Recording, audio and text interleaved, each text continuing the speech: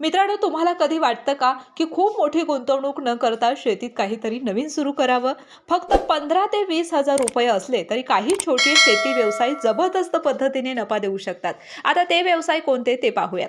सर्वात सोपा आणि फास्ट रिटर्न देणारा पर्याय म्हणजे मशरूम उत्पादन. थोडक्यात सांगायचं तर कमी जागा, कमी खर्च आणि 30 ते 40 दिवसात तयार होणारं उत्पादन. त्यानंतर येतो मायक्रोग्रीन्सचा व्यवसाय. हा व्यवसाय घरच्या खोलीतही सुरू करता येतो आणि मार्केटमध्ये याचे दर देखील खूप चांगले मिळतात. कमी भांडवलात आणखी एक उत्तम पर्याय म्हणजे वर्मी कंपोस्ट खत तयार करणे. यासाठी टाक्या, किडे आणि थोडी जागा, बस एवढ्यातच हा व्यवसाय सुरू होतो. शेतकरी आणि नर्सरी या दोघांच्याकडून या खताला कायम मागणी असते. आणि शेवटी तुळस, लेमन ग्रास किंवा ॲलोवेरा सारख्या वनस्पतींची लागवड.